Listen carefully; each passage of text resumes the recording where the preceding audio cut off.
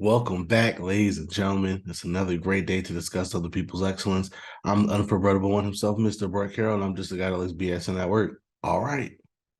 Round one is in the books. It was another exciting year, a lot of surprises, a lot of surprises in this one. This was a spicy one. This was a spicy first round. So, if that's, that was a good kickstart to the draft. That means we're going to have a really fun draft weekend. So, you know what we got to do? We got to do our winners and losers for round one. Here we go.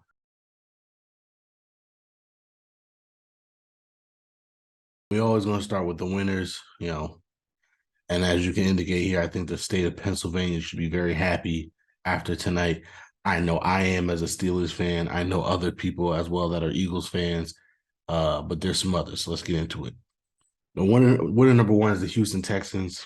Getting both C.J. Stroud and Will Anderson was a steal to me. C.J. Stroud might have been some people's QB1 just because of his size and strength. Will Anderson was a lot of people's number one overall player. To get both was great. And it makes sense. You're not going to get somebody at 12 that's going to be as good as Will Anderson. You're not going to get somebody with whatever picks they gave up that's going to be as good as Will Anderson. So to trade back up and get that guy was huge. Was really good. Was a great pick. And we've been hearing all along, will they pass on a quarterback? Will they go defense? It's obvious they wanted to be able to do both, and they were able to do both. When you have two first round picks, you can do something like that. And I thought it made all the sense in the world.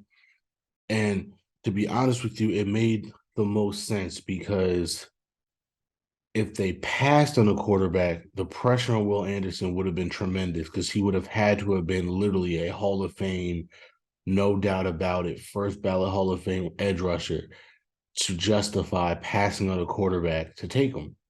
On the other hand, not taking a taking a quarterback, God forbid Will Anderson is that guy. You know what I mean? Like that would have put even more pressure on whoever quarterback they took. That's like, oh, you chose this guy over the generational pass rusher. Now they have both. Obviously, being picked second and third overall in the draft, there's still going to be tremendous pressure to succeed and be high level players. But they would have always been linked in a way, especially if CJ Stroud then went to Indianapolis at 4. Let's say they did take Will Levis and forego getting a quarterback. So them being able to get both to me is tremendous value. Great for the kids, great for the team, great for that fan base. They have something to be excited about. They're building something in Houston, and they got a lot of picks. They still have a lot of picks in their back pocket. They're not done. They're gonna keep building. And this is the type of moves you do where the team could be good in a couple years. You know what I mean? So kudos to them. I thought as soon as they did this, I automatically said that they are a winner. I don't care what anybody else does in this draft. They're my number one winner for the day because they possibly got the two best players in the draft. All right. One and number two, the Philadelphia Bulldogs, man. I mean, my goodness. They looked at that 2020 defense and they said, we're going to get every player that was on that team. Um, and it's one of those things. I'm not that surprised it happened, but at the same time, I'm surprised it happened. I mean, if you've been watching some of my mock drafts, you knew that Jalen Carter falling to them uh was very realistic. All the off-field stuff and everything going on. Him falling to them again. This is a guy that a lot of people consider the best player in the draft, and they got him at 9.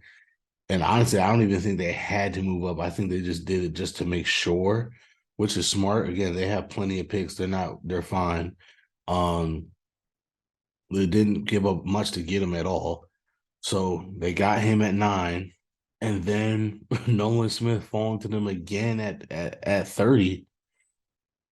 You know what I mean? It's one of those things. If one of them happened, I wouldn't have been surprised at all. The fact that both happened was ridiculous. And yeah, that defense is gonna be nasty. That defense is gonna be nasty. They're building something over there. This is a defense that if you are in the NFC, you do not want to play. That defensive line is going to be sick. It's going to be incredible. And it's one of those things, even if you think these guys were only good because they were all on the same team together, well, guess what? They're all on the same team together again. So if you're Philly, you got to be excited. They're just going to have to change their logo at this point. So, it's no longer the Philadelphia Eagles. They are the Philadelphia Bulldogs. They're going to have to get some red and white and change their colors. But I think you'll take that if it means getting a Super Bowl. Now this Pennsylvania team, the Pittsburgh Steelers. I mean, the con man, bro, he's doing it. He's doing it. They this is not just about them getting Broderick Jones. This is about the fact that JPJ fell to them and now they're going to get him at 32. That is insanity. That is insanity to me. If you were to tell me that that was going to happen, I would have called you crazy. But this is just good GMing. This is them looking at the board, seeing how the board was falling and realizing they're good at 32. Somebody was going to drop at 32 that they really like. They saw some of the shenanigans that were happening in the first 13 picks, and they realized the way this night is going, there's going to be some players at 32 that we really like. So let's go ahead and go get our offensive tackle that we really like, because Darnell Wright getting taken at 9 was kind of a shock as well. So you get Broderick Jones, who a lot of people had like as their tackle 1, if not tackle 2. You go get him. You don't you give up the 4th rounder, which only sucks because we already didn't have a 5th or 6th rounder. So after the 3rd round, we're only going to have our 2 7th round picks. But honestly, I'm okay with that. Like, you're still getting a lot of talent in the first 80 picks to work with. Um, you're getting guys that should be 4 starters basically, and 4 impact guys. So I'm okay with that. I really am. And it's just good GMing, man. It's just good GMing when you can read a board and read what's going on in the room and realize, you know what? Let's go ahead and take this guy because at 32, we're going to be good. Again, I don't think they knew that Joey Porter Jr. was going to be there, but there's a lot of guys that they like that are still there at 32. JPJ, Brian Branch, Keanu Benton.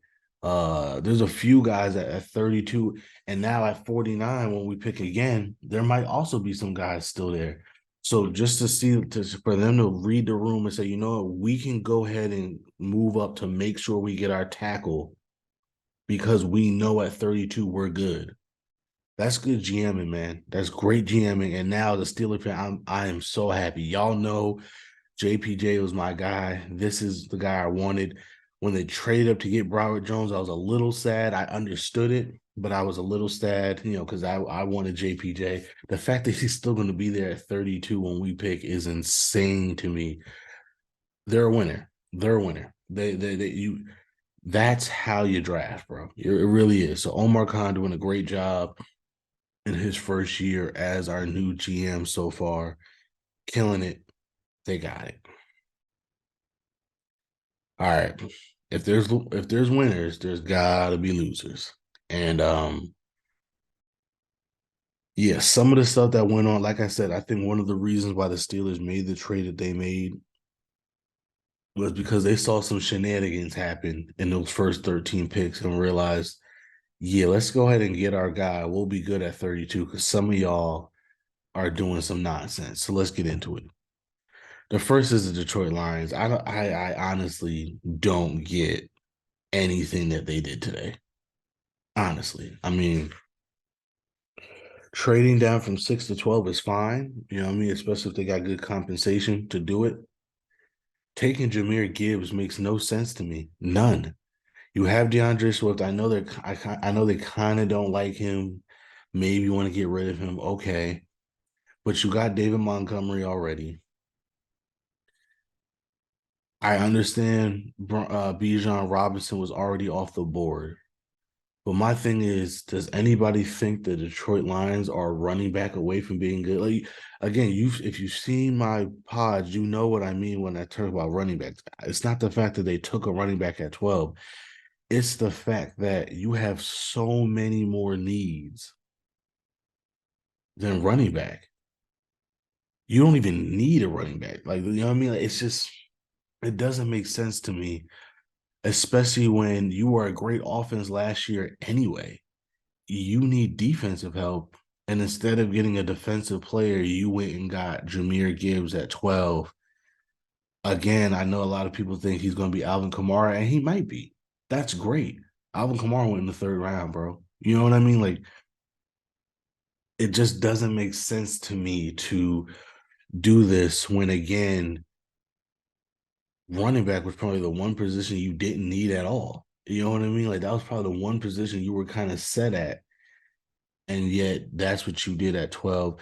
And then Jack Campbell, I like Jack Campbell. He's a guy I wanted the Steelers to get, but I wanted them to get him in the second round, maybe, third round.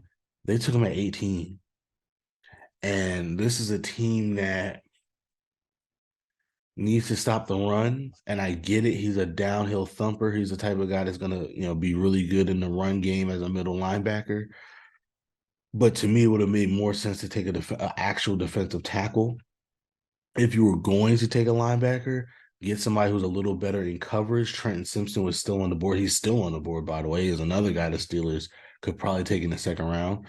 Um, so again, to me, that just didn't make sense. You know what I mean? Like, to take him at 18 and then to take Jahmyr Gibbs at 12, I just don't understand what they're doing to me. And it's, kind of the same old with some of these teams, man. You're gonna see with some of these losers, it's the same old. Like, same teams every year. That just has you scratching your head and saying, "What the heck are you thinking? What the heck are you doing?" And Detroit, unfortunately, is one of those teams. The Jets are another one. I mean,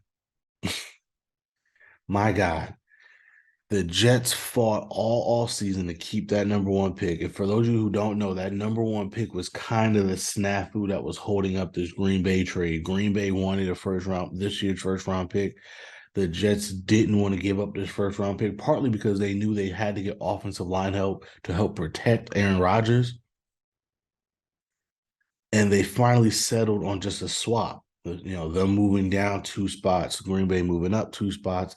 And I thought that was a really good compromise for both teams. If you're Green Bay, you move up in the draft. If you're the Jets, you only move down two spots. But it turned out those two spots were costly because that allowed them to pick behind the New England Patriots, who were able to screw them over. Everybody knew that the Jets needed a tackle. Everybody knew that Broderick Jones was the only tackle that they were probably going to be willing to take at that spot. The Steelers knew that. They traded up and got him, which I just talked about. And I think the Jets panicked. I really do. I think the Jets could have either taken another tackle because I think Anton Harrison at that spot isn't bad. It might be a little bit of a reach, maybe, but I don't think that's a bad pick. Jackson Smith and Jigba could have, if you want to help Aaron Rodgers out even more, get an elite slot receiver for him to use. Or if you don't want to take any of those guys, trade back. You could have traded back. Don't tell me there was nobody willing to trade up at that spot. You know what I mean? Like, so for me, um, it didn't make sense for them to take Will McDonald. That's one of the few things I don't think they needed as much.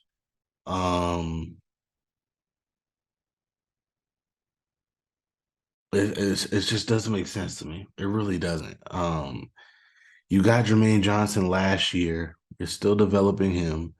Your defense wasn't the problem at all. I think they had the number one ranked defense last year, so they had a great defense last year. Where they needed help was either offensive line to help protect Aaron Rodgers, who they just traded for, and maybe getting a slot receiver. They got a bunch of outside guys, but getting a true slot receiver would have helped them as well. So again, them taking Will McDonald here made no sense to me. If you don't like what you have, trade down. There was nothing wrong with trading down. I just think they panicked. I think they panicked. I think they were banking on the fact that somebody would be there. Um, the fact that somebody wasn't there kind of screwed them over, and maybe that was their fear all along. You know what I mean? Because again, they were very adamant about keeping their first round pick, and maybe they feared that look, there's only one or two tackles that we like. At 15, there's a good chance they're both gone. We don't want to take that chance. That's why they didn't want to do it. Um, you also because again, you also got to remember this trade didn't get done until Monday, I think. So only a couple days before the draft. That's not that much time to reevaluate your board and reevaluate what you want. And I know some people would think, well, it's only two spots, but that is a big deal when you're having the players you're looking at 13 can be a lot different than the players you're looking at 15. That especially when you're very specific on what you need. They needed offensive line help. They probably figured at 13, one of those guys will be there. At 15, it was kind of a shot in the dark. And guess what? They didn't get it. And I just think they panicked. And again, I don't think Will McDonald's a bad player, but I just think that was just not the move. You could have got an edge rusher in the second round. Shoot, a lot of people think Will McDonald is somebody you could have gotten with your second round pick. No offense to Will McDonald, but like I don't think most people had him as edge rusher two. I think like you know what I mean, like or three. I think Tyree Wilson had come off the board at that point. So yeah, I don't know. That's a very interesting pick to me. Um, and it just doesn't make sense. Either take another tackle because there was other guys, Dewan Jones, Anton Harrison. Um, who else is still on the board? I'm trying to think. There's other guys. Anton Harrison, Dewan Jones, probably the two guys that I'm thinking that would make sense. Either take one of them, and yeah, that might have been a reach, but at least it made sense. Or take Jackson Smith and Jigba, or one of these other wide receivers. At that point, no receiver was taken yet, and trade down. Or trade down if you don't want to do either one of those things. I just don't understand why they didn't do that. And yeah, yeah. Mm-mm. And then loser number three, I have the Chargers and the Seahawks. They're not necessarily losers, but they did kind of have me thinking, huh. Um, the Seahawks, and maybe the Seahawks is, they just didn't have the draft I thought they would have. And if you saw any of my mock drafts, I was usually saying to myself, yo, the Seahawks are gonna kill it. I just don't think they killed it. Devon Witherspoon was a shock to me. I know he's a lot of people's corner one, but again, as you know, I've said it. The Seahawks don't take corners in the first round. They like taking athletes. They like taking athletes in general, whether it's linemen, linebackers, defensive backs. They like taking athletes and just molding them into what they want them to be. They did it again last year with Tariq Woolen. Um, to me, taking Devon Witherspoon made very little sense to me because, again, not because he's not worth the fifth pick in the draft, but there were other guys that made more sense. Jalen Carter, Tyree Wilson, guys that fit to me at least what the Seattle wants to do better. Um, and then at 20, Jackson Smith and Jigba. Okay, it's a good, like again, good pick. But again, there were some guys on the board that I thought could have really used that magic touch that Seattle likes to use on defense. And they didn't take them.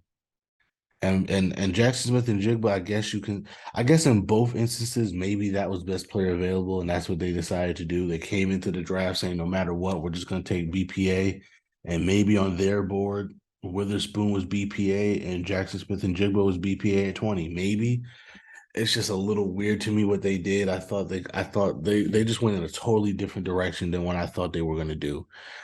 And then the Chargers. I'm actually a big fan of Quentin Johnson. I think he could be really good in the NFL, especially if he's coached up right. I just thought he's a lot of what they already have. Um, Going receiver wasn't the issue. I thought that they were going to get more of a slot guy, more of a separator, more of a play in space type of player because they don't have that. They have a lot of big body catch type of guys, and that's what Quentin Johnson is.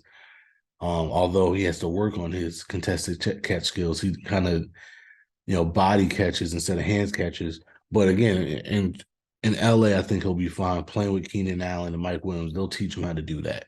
So I'm not worried about that. They can unlock him.